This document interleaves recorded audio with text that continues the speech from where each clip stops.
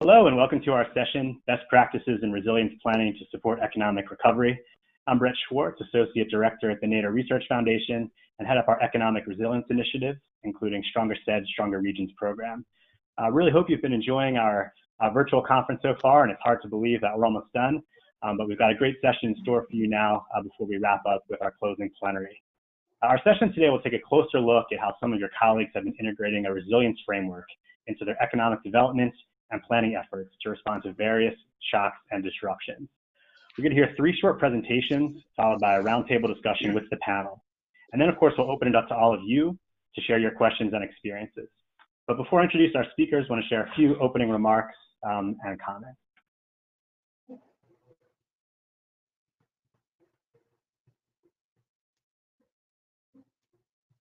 I'm getting a little click happy here. There we go. Great.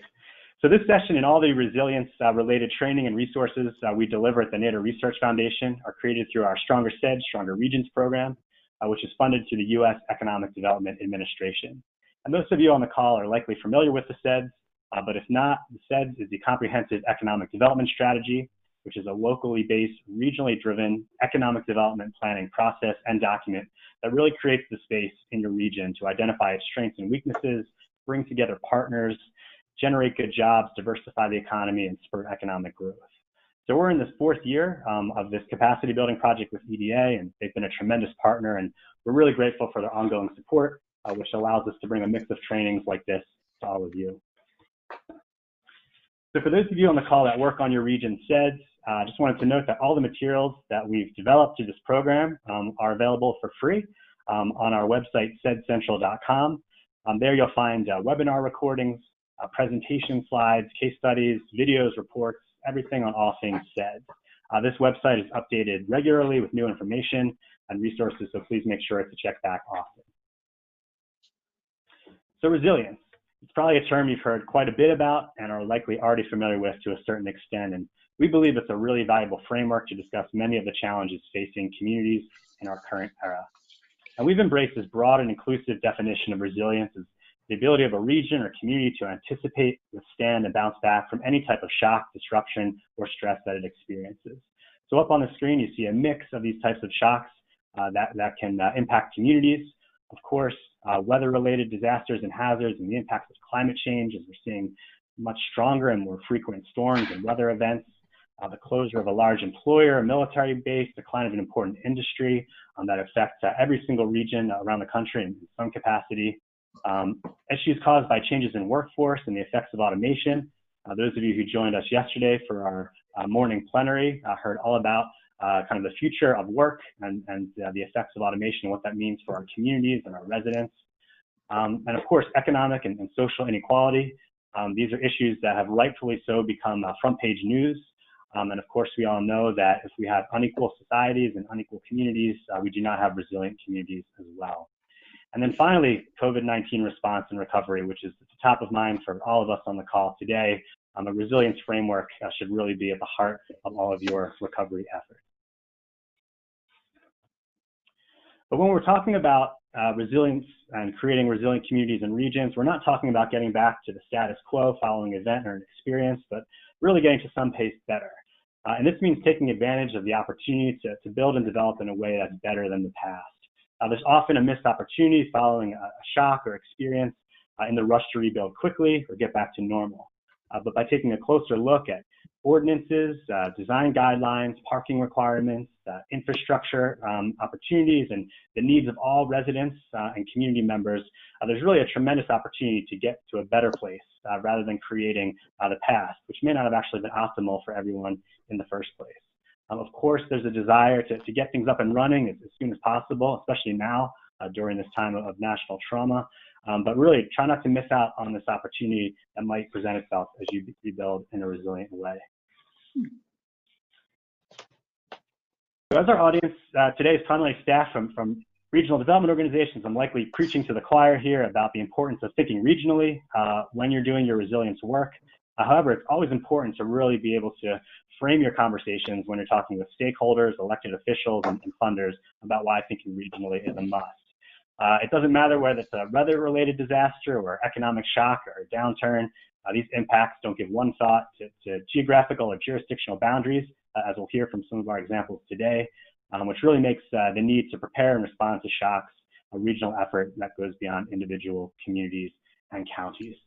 So up on the screen here, just a few examples of the many reasons why forming regional partnerships and working at the regional level is so important. Similar risks and opportunities, the interdependence of economies and infrastructure, the impacts of one community's decision-making on those surrounding areas, and really the benefits of an all-hands-on-deck approach make working on resilience regionally a must. And as many of you know, in rural places where resources and supplies may be limited, this regional approach is almost required to achieve long-lasting and sustainable outcomes. So many of you on the call today are in the midst of deploying resources and funding made available through the CARES Act. And for those of you who work at economic development districts, you're in a really strong position to use both the non-competitive and competitive funding to pursue resilience initiatives in a variety of ways. Last month, we surveyed NADO members to see how they're using their CARES Act funding. And up on the screen here are just a few notes from some of our members and your peers about ways that they are using their CARES Act funding, specifically from EDA. And of course, you can see things on enhancing, updating the CEDS, writing complementary resilience plans, hiring disaster recovery coordinators, which we'll hear more about today on the call as well, expanding staff, providing training and resources to local communities and businesses and entrepreneurs, engaging with universities and university centers, installing technology upgrades to have training and virtual discussions and telework as well. So these are just a few of the examples of ways that regions are becoming more resilient through the CARES Act funding.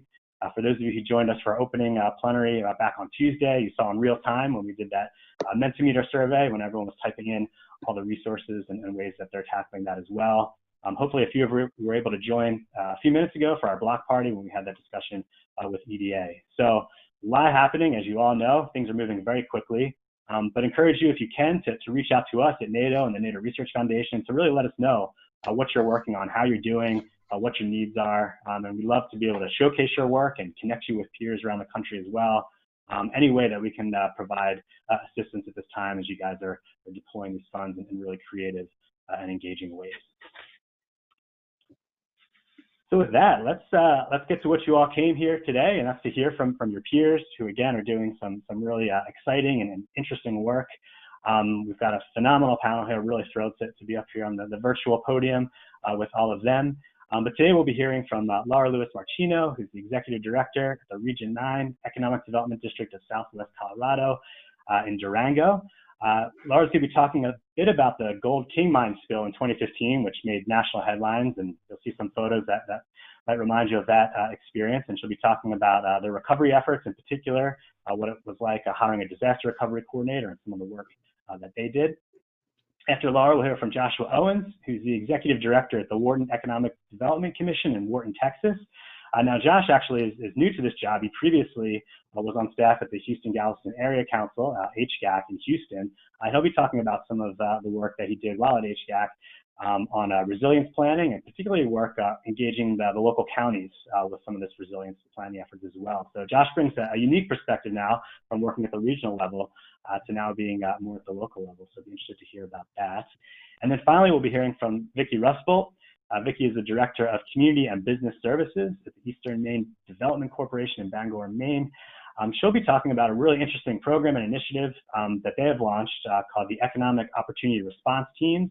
You'll hear a little bit more about what that is, what services they provide, and a case study as well about how that team has really sprung into action to address some resilience issues in the community. So with that, we're going to turn it again over to our panelists. I tasked each of them with kind of make a presentation, 5 to 7 slides, lots of images and engaging, up to 10 minutes. So with that, we're going to turn things over to Laura, and we'll kick things off in beautiful Southwest Colorado. So Laura, off to you. Thank you, Brett, and thank you everyone for joining us. I really miss seeing all of my NADO friends. So I was going through the names of the participants, and hopefully I'll get to see you all in person soon. As Brett said, I work in Southwest Colorado, so I'm going to be talking about one of our counties that we serve. We serve actually 5 counties, 10 cities and towns, and 2 tribes, all rural, right on the edge of the Rocky Mountain Range. And our geographic area is about 100,000 people total. And so today I'm really talking about Silverton in San Juan County. Could I have the next slide? And basically, just to give you a snapshot, you'll see on the map where Silverton, San Juan County is located in Colorado. It has 700 residents. It is the least populated county in Colorado and also has the highest altitude. The town sits at 11,400. It also has only one highway going in and out, mainly because of the mountainous terrain. It was a mining town and it is now predominantly tourism. The last active mine closed in 1991. And since that time, it has evolved to more outdoor recreation, public lands. It's completely surrounded by public lands. And you'll see one of the pictures is the Durango and Silverton narrow gauge railroad. And that's a tourist train that goes between Durango, which is 50 miles or an hour to the south, to Silverton every year and brings hundreds of thousands of people to the community. So I'm here to talk about a pre-CARES recovery coordinator that we had, and we hired this coordinator back in 2015. And if we can go to the next slide, you'll see why. Silverton, San Juan County had a huge man-made disaster, and these were the pictures kind of shown around the world, unfortunately. But what happened was EPA was monitoring some of the old mining claims. When a mine closes, you know, they put up a bulkhead, they close it down, and they sort of measure it for leakage. And in doing that, they inadvertently burst the bulkhead of the Gold King mine, and 3 million gallons of toxic wastewater actually went down the Animas River. And so what you'll see on the map kind of on the left-hand side is that this event happened about 8 miles north of Silverton. It traveled down through Durango into New Mexico through the Navajo Nation, their only water supply, by the way. Then it went up into Utah and ended at Lake Powell. And unfortunately, or fortunately, the good news is by the time it hit New Mexico, it wasn't toxic. The wastewater included lead, cadmium, and arsenic. But you know, one of the solutions to pollution is dilution. So by the time it got to Lake Powell, there were no toxicity levels in the water. But as you can see, just to look at it was quite interesting. So in a nutshell, because of this disaster, EPA declared the area a Superfund site. And in particular, if you're familiar with mining claims, the ones around Silverton were small mining claims. And what they did is they started reviewing all of the closed mines, and there were over 300 that were by waterways, and that became part of the Superfund.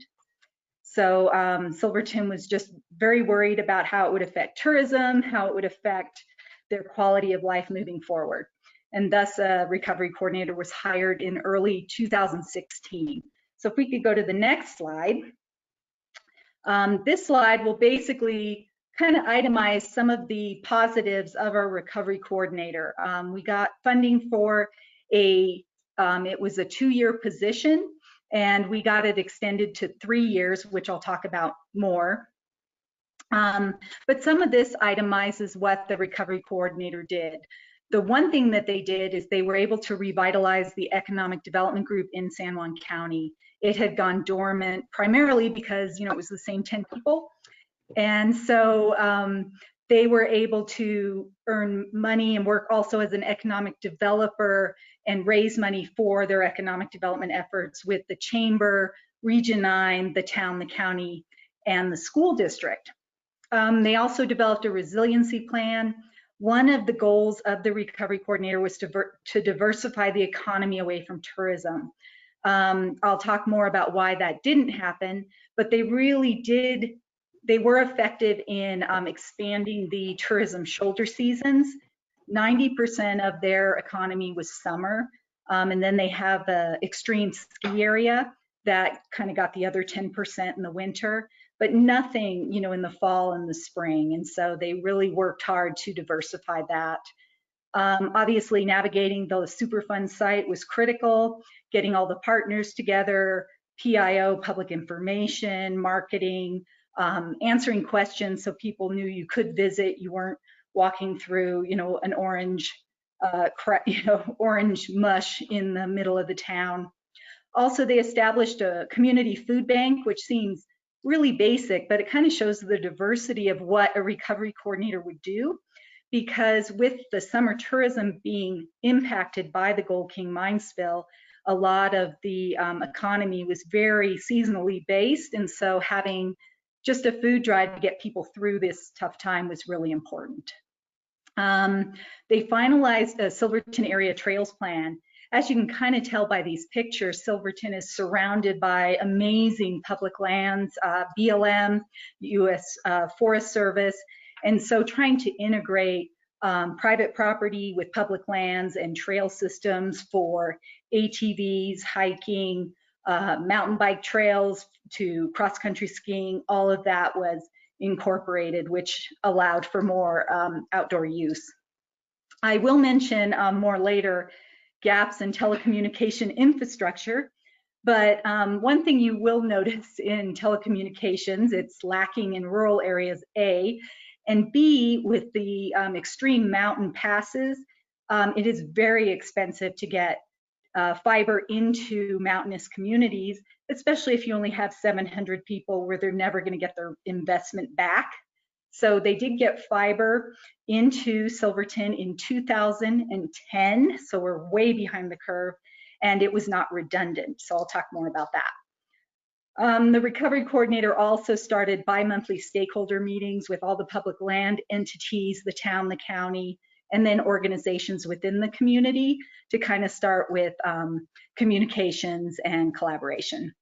And then one little project was they developed a co-working space because a lot of folks that are visiting wanted to have access to the outside world and needed to do some work while they were there. And now they're looking more at the kind of the remote worker, location neutral person.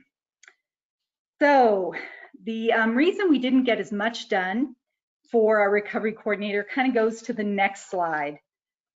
Our recovery coordinator never really got to work on recovery because from 2015, when the Gold King mine spill happened, to 2020, when COVID happened, they had 4 additional disasters, about 1 a year.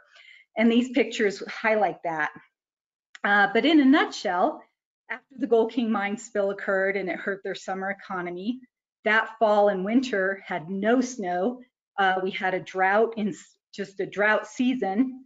So we absolutely had no snow. Ski areas, you probably heard in Colorado, a lot of them didn't open. They opened late, they closed early. And so we saw that in our region. And then the next spring, we had a fire, and it was called the 416 fire. The train, which is kind of the lifeblood of Silverton, actually started the fire inadvertently, just with embers and our drought conditions. So the fire actually caused the train to not run for 2 months. It closed the highway, so we also didn't have road traffic. And again, we have one highway in and out of Silverton. So again, folks couldn't go there, they couldn't visit, and that impacted the summer economy. The recovery coordinator did work with our DOT to do 1-lane traffic in and out between like 10 and 2. And so we could get residents in and out to do their shopping and things like that, but very, very limited. Then after that, the next winter, where they say it rains, it pours, it did. But it snowed, and these pictures are real. The one on the right, I'm just amazed at, but we got so much snow in Silverton that then we had mudslides, and then we had rock slides, and we had severe avalanche conditions that we haven't had before. So what happened, not only did the highway close again, to clear avalanches, but you'll see the picture that has all of the trees. They were knocked down off the mountains, covered the roads, and so you weren't just removing snow, you were actually removing trees in snow and ice. So the backcountry did not open until July of that year. So again, it impacted their tourist season. And so we just couldn't get a break. So here the recovery coordinator was really dealing with crisis after crisis after crisis. And then one result from the fire, which you may have heard of just in your news, was that the public lands for the first time, because of drought, they closed. And so there was no access for camping or outdoor recreation on public lands in Colorado, and actually it affected Utah. So if that isn't enough bad news, let's go to the bad and the ugly, which is the next slide. So basically, we had a recovery coordinator. We got an additional year of funding. And this slide basically itemizes kind of what I talked to you about with some of the disasters. But it basically kept us in crisis management mode. It was really hard to work on economic diversification when you're just trying to keep businesses open, trying to keep the highway open. In those 4 years, the highway was actually closed for a total of 2 months of time. And if you can imagine how irritated we get with a 1 hour delay with construction, this was just decimating. So basically, we did what we could. Our recovery coordinator was great. We built a great resiliency plan with all the hopes and dreams that we really wanted to get to. The worst news, in my opinion, was after putting in all this time and effort, in April of this year, our contract with the recovery coordinator was ending because of our funding source, and the community had committed to continuing this contract into the future. And what happened was COVID hit, and they did not want to allocate the resources to a recovery coordinator when they didn't even know what their job description would be around recovery. The community really was done. They just were done with trying to figure out how to do anything except deal with their crisis after crisis. So they ended the contract, and I felt at that time that we had nothing to show for 3 years of work, even though the community was doing well. So where we are now, and that's the kind of the last slide, is, as you know, COVID has kind of become our new normal. And so the community actually has rallied. They're very resilient. I mean, if nothing else, they are resilient. And they are looking at finding additional funds, not necessarily for a recovery coordinator, but to work on economic development, the effort to revitalize their economic development organization and actually have staff is what they're promoting now. They have a resiliency plan in place. They're going to use our resources as a region in terms of how can we help support their economic development and their diversification of their economy, which is obviously becoming even more and more important. So one thing I did want to share is we did get CARES money in our region. We did not provide CARES money to this community for this round, and part of that, to be honest, was political. We gave 3 years of funding and time, and our other communities were feeling a little left out, so we really invested our CARES money into some of our other communities. So in a nutshell, that's kind of my overview, and I look forward to all your questions. Thank you. Excellent, Laura. Thank you so much for those remarks, as always, and really sharing the experience that you've had with candor, which shows the real challenges that exist, but really the kind of true grit that exists in your community is inspiring to see. I just wanted to note that this story we featured as part of one of the case studies in our CEDS in Action series, which is available over on CEDScentral.com. So if you want to learn a little bit more about what's happening in Laura's region, you can check out that case study as well. So with that, we're going to turn things over to Josh, head down to the Houston area, and Josh, take it away. Absolutely. So Houston, Texas is in southeast Texas along the Gulf Coast. And as you know, hurricanes are a big deal where we live. Hurricane Ike happened in 2008, and that really primed us for being used to dealing with storms. But when Hurricane Harvey hit, and I'm having a little trouble advancing my slide, so if you would hit the next slide for me, that'd be great. We experienced vast flooding throughout the region. And this was after we had experienced floods in the year 2015 and 2016, known as respectively the Tax Day and Memorial Day floods in Houston, Harris County, and the surrounding region. So water intrusion has been an issue for the region and will continue to be an issue for the region, just much as you're going to have droughts and wildfires in Colorado. In Houston, we are going to be subjected to hurricanes and flooding moving forward. And so we really saw the value in developing a regional resiliency plan and received some EDA funding that was left over from Hurricane Ike to help us start drafting an economic resilience plan back in 2015, which helped us when Hurricane Harvey hit. We were already in the midway drafting of it, but it reinforced the need for a lot of the different strategies to enhance regional flood protection and to enhance our ability to deal with all of the water that we are getting in the Southeast Texas region. If you could advance the slide, that'd be great. So the plan really divided into three major categories. Keeping water where it belongs looks at the major initiatives, which include intergovernmental regulation and coordination. As you know, water does not really respect political boundaries as much as we would like it to, and flooding doesn't end at the county line.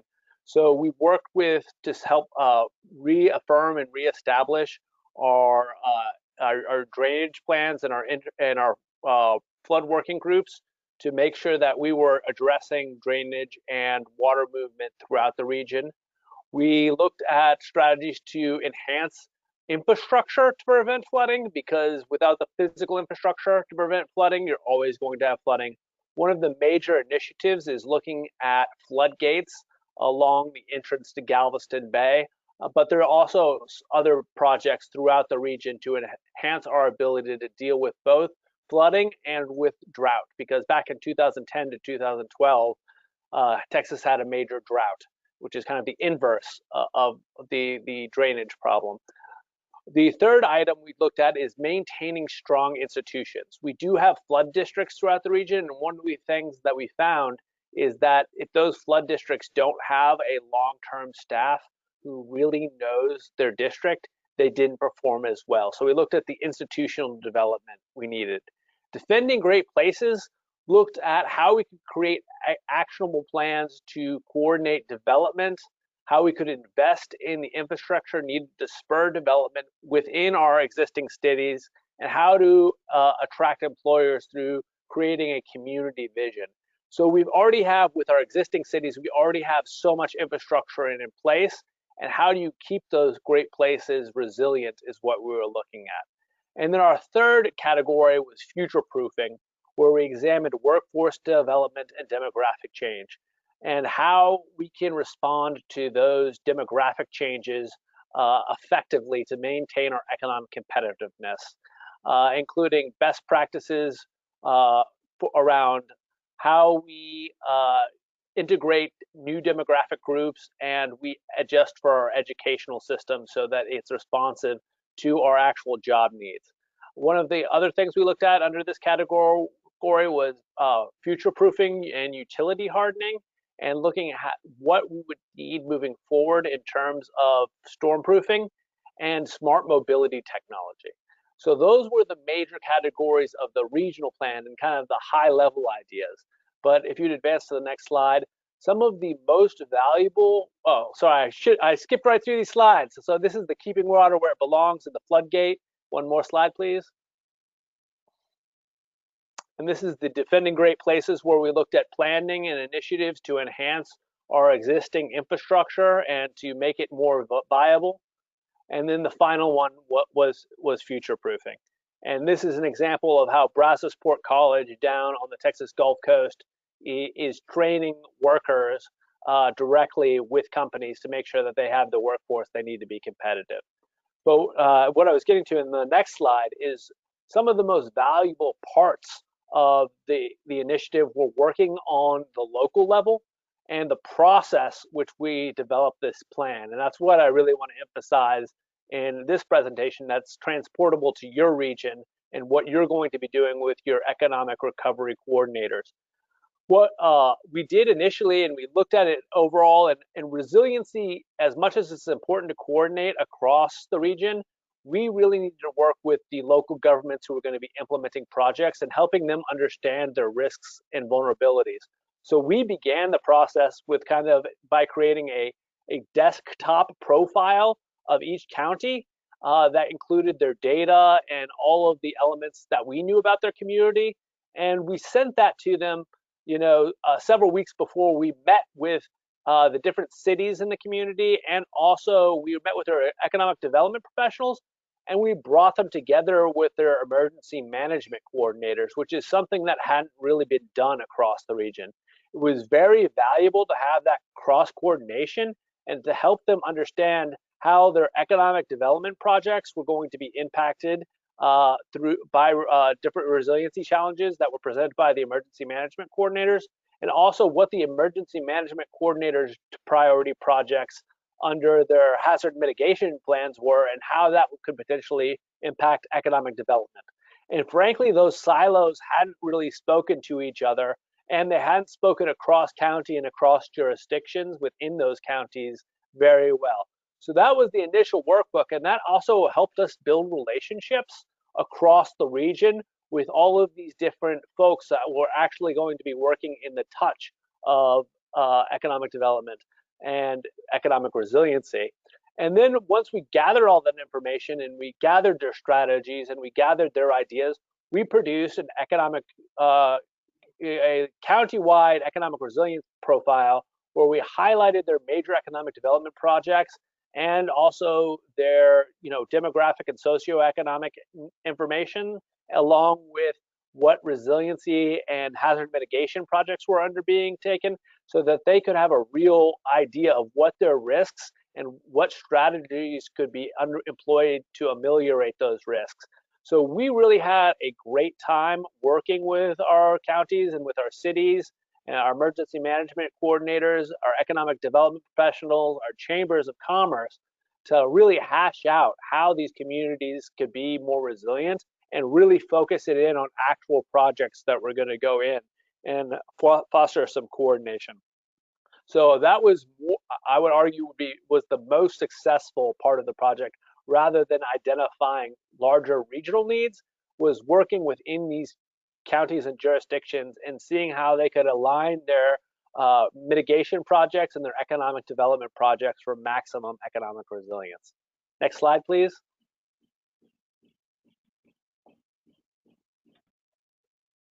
Oh, and that wraps me up, and I'll look forward to the discussion. Thank you. Excellent, Josh. Thank you. Thank you so much for the presentation. Really love this plan, and hopefully all of you can take a look at it. It's a tremendous use of EDA funds, and as Josh said, really strikes the balance between that kind of regional perspective, but also making sure local counties and communities are reflected in the plan and see themselves, which is so key. So really love these resilience profiles and the dashboards that you've created. So thank you again for that. And now we're going to have our final presentation from Vicki. We're going to head to the northeast, up to Bangor, Maine, to learn more about the economic resiliency through the opportunity response teams. And this is also another case study that we featured through our CEDS in Actions case study series as well. So Vicki, when you're ready, turn the webcam on, and looking forward to your presentation. Here I am. Well, thank you, Brett, and thank you to NADO for giving us the opportunity to present our model this afternoon. I am Vicki. I work with Eastern Maine Development Corporation that's based in Bangor, Maine, and I'm going to talk about a new model of economic development that integrates traditional and non-traditional services for long-term assistance. Eastern Maine Development Corporation has been providing services since 1967, and the range of our services support communities, businesses, and people. In 2014, we had an extreme shift in our economic and industry base in Eastern Maine within the wood industry. We have been for over a century dealing with paper mills, and 6 major paper mills shut down, 5 of which were located in our region. And it resulted in the loss of just about 1,700 good paying jobs. And it decimated some of our rural communities where these workers were coming from. Maine is all about resiliency and recovery. And so with an investment from EDA, we performed an 18-month study that brought in stakeholders, community members, and industry representatives to talk about the barriers and the opportunities that we have with our shift. I think that Maine is very fortunate to have very strong economic development districts who have a very collaborative and collegial relationship. And so we share successes, problems, and barriers, and work collaboratively, which is, I think, one of our strengths in the state. So in 2018, with the arrival of our current president and CEO, Lee Humphrey, we decided to take what we learned from the EDA investment and really try to effectively diversify our industry base.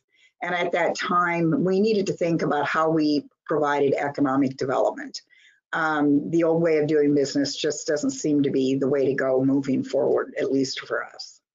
And so that, coupled with the current economic climate with COVID-19, it demanded a model that is nimble to provide continuing opportunities and identify long-term and data-driven results that end up being in real accomplishments and outcomes.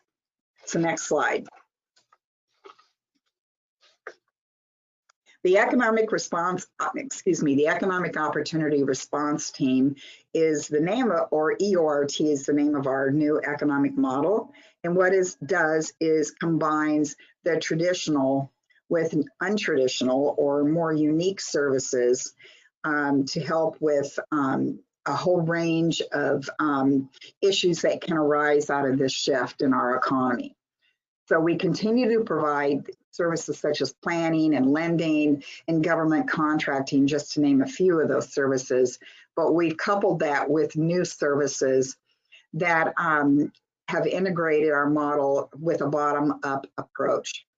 And I want to point out workforce development is listed as additions to our model. That service was added in 2010 and is unique to most EDDs across the country by blending workforce development as a critical piece to economic development. Next slide. So this is a list of our new services that we've added in addition to the traditional. Community and climate resiliency is probably the leading service that really has been revamped through the design of the EORT model. And it looks at how does a community become resilient both economically and with any impacts from the climate. We partnered with the Harvard University Forestry Service to present a development modeling program that looks at what if scenarios for commercial and conservation and agricultural development to make sure that those unique sets are sustainable and protected. It looked at private investment, including for our newly designated opportunity zones, many of which the former mills are located in communities that were designated as opportunity zones. It's supporting not only entrepreneurship and innovation, but also supporting those businesses that are poised for second stage development through the economic gardening model. We've partnered with the University of Maine Sustainability Center to work on community facilitation and scenario analysis. And as I alluded to earlier, working from the bottom up rather than the top down is critical to our new model of economic development. And it's engaging those stakeholders at the community level that can make or break a project. Site selection for business attraction is another piece that we look at now. We have an emerging opportunity conference series, which has kind of been put on the delay because of the COVID, obviously, but we're planning to relaunch that soon with Zoom capacity. And finally, we arm communities with grants development and strategic planning to look for other forms of investment.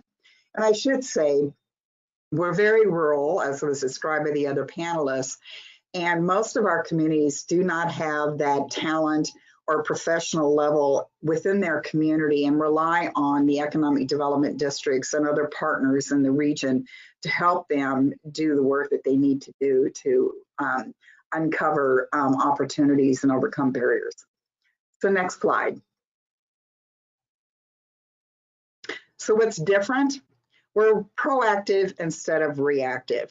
We want to be nimble so that we can adjust to changing environments and the changing community environments and be poised and ready to react as opportunities emerge. We're driven by community stakeholders and not by us stepping in to say, here's what we think you need to do. We go in and sit and listen to them and tell us what they feel they need, what they see as opportunities, and how can we build on that. We engage both private and public stakeholders and investors to potentially help drive projects to the next stage. We create a roadmap that will identify the barriers, the current assets, and the emerging opportunities so that we can arm the community with here's what we found through our discussions and here's how you can get it to the next level and what are the next steps. So this roadmap is a critical piece that we can refer to again and again as we continue project development. And we address global issues. It's looking not just at what's happening locally, regionally, and statewide, and nationally, and even on a global basis. You know, as we see shifts in technology, for example, and in manufacturing, are we prepared and poised and ready to shift with those changes? And so we want to really build an environment that's a long-term intervention. It's not go in, address one problem and walk away. It's there for the long haul. And we want to make sure that we arm the community so that they can do the best work they can to build the opportunities. So next slide. So this is a case study that I wanted to give as an example. Lincoln, Maine is a small community located in Penobscot County in central North Maine, and it lost its major prime economic driver, which was a paper mill. And it shut down early in 2015, 2016, and lost almost 350 jobs. And so the components that we felt could be of use to the community included the creation of an opportunity zone fund, brownfields assessments, looking to the creation of a forest products training center, whereas new jobs are developed through the reuse of the former paper mill. We want to make sure that we have the workforce poised and ready to fill those jobs as they open up. And most importantly, it's the reuse of the wood product. The paper mill went away, but our wood asset is still a major asset for the state of Maine, and in particular, our part of the state. And so there's a lot coming out of the university and in small community entrepreneurs who are looking at new uses for a very familiar and accessible wood product. So to work with the community of Lincoln, we pulled together an EORT team that included community planning and resiliency planning for the community, economic development planning. We brought in an expert on private investment, looking at new market tax credits and their status as an opportunity zone. Our lending team, particularly with the recent investment from EDA with the revolving loan fund dollars through the CARES Act, help them with grants development, identifying potential opportunities for further investment of dollars. Opportunities for government contracting as they pull in new businesses and new leasees at the former paper mill. Are they poised and are they potential contractors for dealing with the government?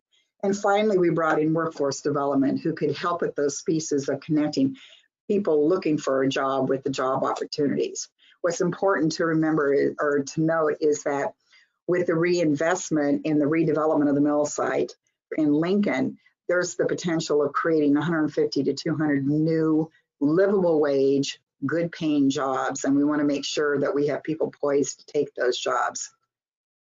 Next slide. That's probably the last slide. So I just want to close on saying that our new model really looks at an integration of services and breaking down those traditional silos of economic development and workforce development. We want to be nimble and responsive to the changing environments. We want to address resiliency head on, and that includes looking at how can we diversify our economic base and not get in the trap that we had with the paper mills, which was when those shut down, we didn't have anything to replace and step up and create new jobs to give people that opportunity. It needs to be community driven. It needs to be bottoms up kind of development. And it's results oriented. It's not just getting in a room and talking, but it's actually geared towards seeing results. Thank you. Excellent. Well, Vicki, thank you so much for that presentation. I think it's a wonderful model that you're working on, and glad you're able to share that with all the participants today. I know it was something that was in place pre-pandemic, but I'm sure it's serving you well going forward, and we'll have a chance to talk a little bit about that as well during our conversation. So yeah, we're going to shift now. Again, thanks for the presentations, and I think they really highlighted kind of the diversity of issues related to resilience. We heard about some of these economic shocks and changes in kind of legacy industries, as well as the impacts of climate change and weather-related events as well. So we're kind of getting the broad perspective on resilience. So I have a few questions I'd like to pose to the panel before we turn it over to the audience. And the first question here you can see up on the screen, and that's really about how are you speaking with your stakeholders and partners in the community about resilience? You know, what themes and approaches do you think really resonate best? And I know as economic development districts, you all engage with a variety of stakeholders with different interests and goals and motivations. So what is it about resilience that you're able to kind of promote, and where have you really seen buy-in? So Laura, we'll start with you, and then maybe go in order again. Great. Well, I guess my first answer is I always start out with communities, you are resilient because you're surviving all of the challenges that you are currently going through. But what I'm seeing, especially more recently, is that everyone is so busy, and the last thing they want is another task or another, let's have a process about being resilient and let's develop a resiliency plan. And, they'll run screaming from the room. So we really have taken the CEDS and all the work that communities have already done pre-COVID, pre-crisis, because in crisis, even though they want to talk, I feel like you're more of their therapist. They don't want to process. They just want some quick fixes. They want some action steps. They don't want to process. So when we look at resiliency, we pull up the SWOT. They already know their weaknesses and their threats, and it's an easy review. Are we missing anything? And then where are the gaps and what are the top priorities that we can work on and make it bite-sized? We really had luck with framing it in terms of what is your economic disaster that you're responding to. For example, we did have a factory closed down in one community, and that was incredibly impactful. They lost about 1,700 jobs. And so we talked about how they responded. We've never had a problem with having a lack of disasters from, the 2008 collapse of the economy, the drought, the flooding, base closures, industry closures. So we really framed it in terms of locally, what has been something that has impacted your economy? B, how did you respond to it? And C, how could you respond to something similar happening in the future and make that response better? So I think that the themes and approaches, I think Laura was absolutely right that, kind of having a navel gazing talk about, high concept stuff, as much as I, really love that kind of academic, free floating ideas, throwing spaghetti around and seeing what sticks to the walls, bringing it down to the local concrete level and looking at actual events that impacted their economic well-being was very effective in helping them to craft strategies that were going to be effective for their community. Well, I'll just say that I think our task of talking to stakeholders about resiliency is pretty easy at this point, because we all saw firsthand what happened when the paper mill shut down and there was nothing to replace it. And so I think right now, with our new model and moving forward, we really focus on, it's the community that's driving the whole effort. It's not us telling them what we think they need to do, but us telling us, here's what we see as opportunities. Here's the direction our community wants to go. How can we work within that framework? And we need to make sure that we can bring the appropriate expertise, whether it's someone at EMDC or other expertise in the region. We need to make sure we have the right people at the table to help them from the very beginning, and we stick around for the long term. Just to build on what Vicki is saying, I think that we as economic development districts are kind of have the ability, it's unique that we can document what other communities are doing, and then we can share those with other peer communities and have peer-to-peer exchanges. And I think there's a lot of learning that can go on there. Great, thanks. So we're going to transition to maybe a little bit more kind of practical, kind of office-based question. And should also mention for folks that are listening in, please type any questions that you do have for the panel, and we'll get to them in just a few minutes. But here's a question, you know, as many districts out there, as we saw earlier, are hiring on new staff or bringing on recovery coordinators. You know, what are some of those skills and attributes, you know, that you're looking for when you're bringing on new staff, or with staff that are already in place that you might kind of repurpose and have a little bit of a different mission for them? What are some of these, you know, kind of either, you know, personality traits or skill sets or skills that are best suited for this type of work? And let's start with Vicki. Yep. Okay. I didn't know if you said a name or not, but yeah, I think at this stage, what we're looking for is someone who's dedicated to the mission. We want them to really live and breathe the concept that we're here to help, that we want to do the work and do it well. We look for that energy level and the drive. Follow through is a big key piece. And we weren't so good at that long ago, but that's a key piece to us delivering services now, is that we don't step in once or twice and then disappear, that we're there, we're accessible, we respond, and people are available. So, and then communication is really important. They need to be able to talk to the appropriate audience. And so that communication and the enthusiasm, and if plans change, you need to be able to flip on a dime. And so, I mean, I think those are all characteristics that are more related to their personality and their attributes rather than their professional training. Obviously, professional training is good, but the desire to do this work is what I really look for. And from my perspective, it really needs to be a relationship builder and a relationship sustainer. Economic development is a relationship business, and what the most valuable thing that you are going to be doing is establishing the free flow of communication between yourself between your economic development organization, with the data and the grants and the funding opportunities with these smaller organizations. Someone who is also going to be very persistent in reaching out to people, because everyone's last priority is the regional resilience plan. They've got the fires that they've got to put out here and now today. So you need someone who is going to be patient and follow up repeatedly, but also have those relationship skills and political skills to where they are going to be patient with a rural community that doesn't necessarily, you know, their primary goal isn't your pretty plan. And the last thing I could say is someone who is unlike me, is very practical and not, you know, thinking of the grander scheme of things, but the nuts and bolts of how are we going to get this done, what is practical for your community, and what is feasible. I definitely spent too much time in developing my resiliency plan and investigating the definition of resiliency, how it related to sustainability, and you know, that's a long rabbit hole that's valuable to explore, but possibly by an academic institution rather than practicing planners. I agree with the other two panelists for sure. I don't know how many of you remember Matt Chase, the previous director of NADO, but he used to always say hire fast walkers.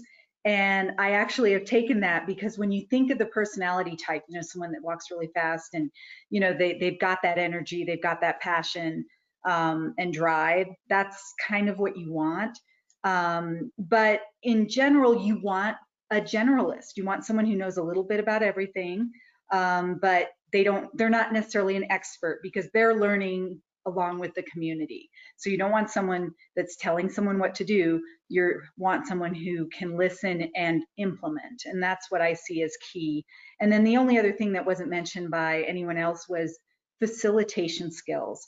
A lot of times we end up negotiating, running meetings, dealing with personality types, and that facilitation skill, the ability to take all these ideas and all this energy and move it to an implementation piece and keep those relationships is really important. Excellent. Yeah, and Laura, if I could just follow up quickly with you about, someone who has hired on a disaster recovery coordinator. Was that someone that lived locally in the community? Did you do a wide search for that? Just kind of what that experience was like bringing someone on board a few years ago. We actually hired someone in the community. That was really important.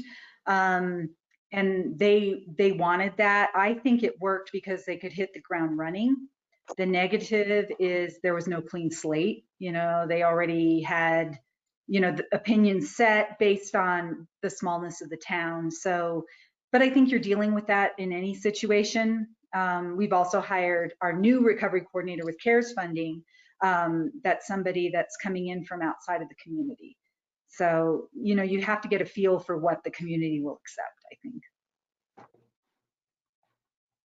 Yeah, I'll just put out that, NADO does have a job and RFP bank on our website, and there's free postings for NADO members. So as you are hiring up for these positions, if you would like to kind of have a national audience as you're doing that search, we're happy, free of charge as NADO members to post those job and RFPs out there. So let's put that out. One thing I wanted to add on the hiring is for Austin Regional Office District people for the EDA and for Denver Regional Office District for the PDA, they're able to access the AmeriCorps VISTA volunteers. And when we brought on a VISTA volunteer to help implement some of our resiliency work, it was fantastic. We were able to find someone who was young, energetic, professional, and dedicated, and that really enhanced our ability to implement the resilience plan. And so I would recommend to anyone in the Austin or Denver regional office to apply for that VISTA grant, because bringing in someone who's a new professional and ready to cut their teeth on this subject is really beneficial, and the cost is right as well. We've done that as well. Yeah, I certainly second that. Vicki, please. No, I was just going to say we've done that as well. And we hired a resilience coordinator through the CARES Act funds. And it's someone local, someone familiar with EMDC, an employee of EMDC in another department that has that familiarity with all the services that we have, but with the people in the communities and the businesses. So that's been a real asset to hit the ground running. Yeah, I've had the privilege of working with some of the VISTA volunteers in the districts, and I test they're phenomenal, doing really great work. So it's a real asset in those regions. So we've got about 15 minutes. I have two questions here, which maybe I'll combine because I want to make sure we can get to our audience questions. So we'll combine these. And again, some of you have already touched on this during your presentations, but would love to hear about some of these projects which were in place pre-COVID. How they prepared you for what's happening now and in the future. And then finally, just some advice, just drop some knowledge here with us as more and more districts are deploying their CARES Act funding. Just what your experiences have been or any sort of best practices. So two-part question here, and we'll turn to the audience afterwards. But love to hear about how these projects have positioned you and made you in a stronger position now, and also kind of any advice for everyone tuning in. So maybe Josh, we'll go with you first for this one. Absolutely. We did not anticipate the pandemic at all. We totally whiffed on that. We took a a swing and a miss. It was, I mean, it was in the hazard mitigation plans as something that could theoretically happen, but we prepared for about as much as the pandemic as we did for a nuclear attack. And so we really were not there in that. It did help. Our plan, I don't think really honestly helped out in terms of preparing for a response, other than those relationships between the emergency management coordinators and the economic development staff. I think that was beneficial. And, you know, we're still seeing that with kind of, you know, distribution of hand sanitizers to businesses. So the EMCs are able to use their funding to get the FEMA hand sanitizer in the stands, and then we're able to help distribute that to businesses. And so that relationship has been useful. My advice to you is give the communities data about their community that they can respond to. Have your meetings as quickly as feasibly possible. Build and establish those relationships, and then use the remainder of your time to implement what you find in those meetings around resiliency needs. I definitely spent too much time in plan writing trying to make it perfect, and just don't let the perfect be the enemy of the good, and getting the implementation down the road. I guess I'll jump in. I really feel like some good advice for all of you is to remember you're kind of a therapist for your community, you know, not just in the relation building, but in sort of guiding the direction. And I found that really, regardless of the disaster, regardless of whether it's a pandemic or a wildfire or whatever, your core economic development strategies are really what you're going to be doing no matter what. You're trying to look at what is the need for diversification in this community so that we can be more resilient and we can recover, and those things don't change. And then I would say, in terms of what's the most effective in the community, is every community has their priorities and their momentum. Go with that momentum. You may say, hey guys, we need to work on housing, that is our biggest gap, and everyone wants to work on childcare. You know, so you're like, okay, childcare is not an issue, but if they want to work on childcare, you're going to get that done, and then it's going to come around with whatever the next priority is. And with each disaster, those priorities, you know, they pinball. You don't know what they are. So go with the momentum. You'll get the most work done. Be visible. Don't take over. And then remember meeting fatigue. You know, try to really be more of an implementer than a process person. So I'll echo that note that Laura mentioned. You need to do more than just sitting around and talking. People get tired of that really quickly. And so you need to be action oriented. There needs to be some plan for results. How are we going to tell we're doing this right? I think EMDC, because of our model and because of what we went through with the paper industry, it was so massive that we were kind of poised to quickly adapt when the COVID hit. So we have had team meetings, we've had department interactions, but we keep communicating with our communities, businesses, and the people, and make sure that we're accessible and that we follow through. And so if someone contacts you and says, I need help, you get back to them. And if you don't have the answers they need, just don't say, I can't help you. Let's find out who can help you. And I also agree with the fact that it's very community focused.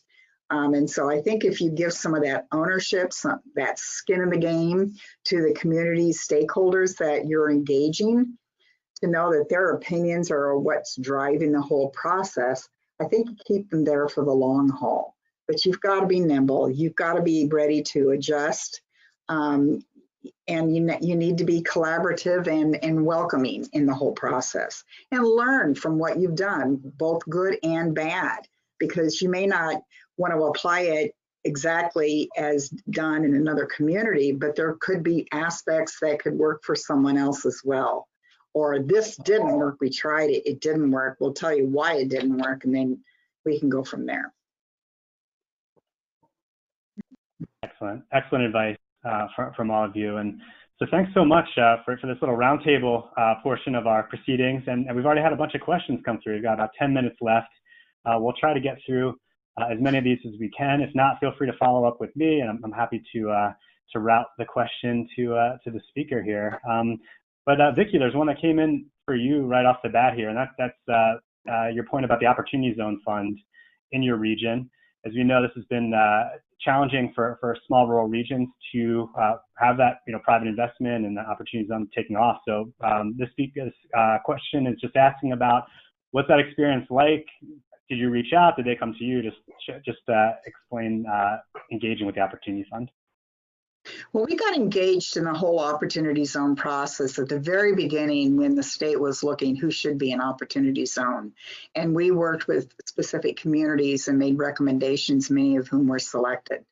And after that, we partnered with someone locally at Hudson University who has a lot of expertise in private investment, new market tax credits, and opportunity zones and how they work. I think the Opportunity Zone program and process was convoluted and confusing, and a lot of the communities couldn't wrap their arms around what do we have to do and how does this benefit us and why do we have to create an opportunity fund. And so I think engaging with some expertise that knows the opportunity zones, if you or your organization doesn't know it, partner with somebody who does. And then we had a lot of training opportunities where we could go out and talk to communities and to people and to municipal leadership to let them know, what does this mean? How can this benefit your community? And what are the next steps that you should follow? Really, really helpful. And Josh and Laura, I don't know if either of you have any thoughts on weighing in of what's happening in your regions or not. We're not seeing a lot of success. I would say that in our state in particular, we picked areas that really needed investment, but they're not investment attractive. And so that's kind of what we're seeing in the rural areas. Hindsight being 2020, we probably needed to look at where there was already momentum rather than places that had none. In our region, most of the investment has gone to properties that were already under development and just happened to be in an opportunity zone. I think that, a lot of people viewed opportunity zones when they came out as going to be this remarkable community reinvestment tool, but really they're a tax incentive. They're a tax decreasing mechanism for those with capital gains tax. So we would love to see opportunity zones really live up to their potential. We just have not seen that locally. So we have not attracted the kind of opportunity zone investments that we would have hoped. Mm-hmm. All right, we have two questions that came through kind of on the staffing hiring front. And one of them was just asking about if there's any examples of or descriptions of the disaster resiliency position to share. And I can just say, some of those are posted on our website in our job bank. So just head over to NADO.org to check that out. I have a few kind of archived on my computer as well. So feel free to reach out and kind of borrow some of those ideas and themes as more and more are hiring on. But a question here about for this hiring, have any of you reached out to local governments or municipalities for these coordinator positions? The question or the attendee is just saying how local municipalities have been just a tremendous resource in this space. Have you seen that in your experience? I can answer. We have not. We see, at least in our rural area, that there's a lot of vacancies in government positions already, primarily I think because, town manager positions, things like that, they're not well paid.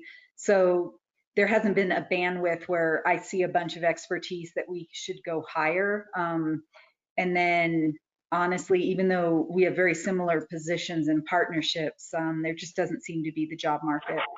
And I sure don't want to get my governments mad at me by hiring, one of their staff.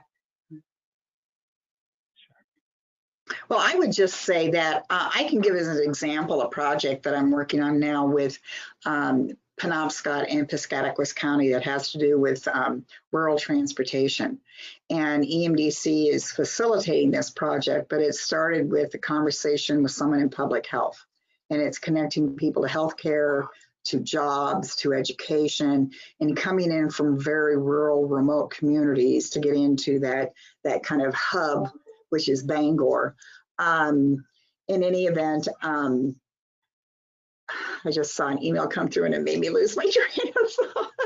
Oh, but we identified someone that's one of those stakeholders on our advisory committee to be the person who's facilitating the project at the local level.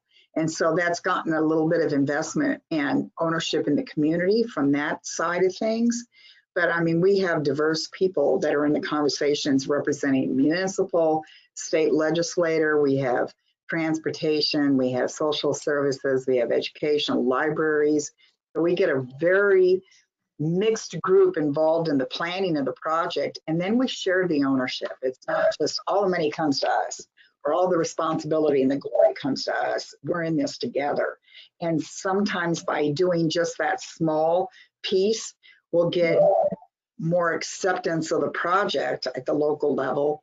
And it kind of drives the other members of that advisory group or that committee to engage more. With our CARES Act funding, we took a different strategy when I was at the Houston-Galveston Area Council, in that we allocated that to full-time employees and across an entire department, so we could bring in all of those resources into the position without necessarily needing a person that was only going to do this, only going to do disaster recovery. And I think that was a strength because it allowed people to engage in other workflows and also in this, and it also brought in someone who is very good at graphic design, someone who is very good at meeting facilitation, and it brought in all the strengths across our department. And we were very fortunate that our Austin EDA office understood the value that we could bring from the team approach. So that was effective. And when we were hiring on our Vista to help implement this, we had a tough time. You know, Vistas don't, you know, they make nothing. You know, they're voluntary monks basically in terms of their earning potential. And so we really combed and we looked for the someone who wanted to serve. And that was, you know, it's tough to find, but it was someone who was very intelligent, and I think it was more about their capability rather than their experience. And I think that's with some of these, let's say, not so much financially lucrative positions that aren't so mid-level or senior level, I think that finding someone who is capable rather than experienced is more valuable. Thanks. So, hey guys, we've got about 3 minutes left here, and one more question that came through. And the question's really asking, you know, what is the most important aspects of, you know, a resiliency plan, recovery plan? I'll maybe edit that question a little bit to just extend, you know, broader. You know, what is the most important thing, right, that you're doing as part of this? What's really kind of the root that's holding this all together, whether it's a part of the plan or your larger process? So a big question with maybe just 30 seconds each. Just what's at the heart of all this? And Laura, you want to? For me, it's relationships, and I repeated that, and I almost wish we had customer relationship management software so I could track the touches, I could see what their needs were, and I think that if you really have to treat resiliency and economic development as almost a service business, and be responsive to each of the community's needs. So relationships is my one word.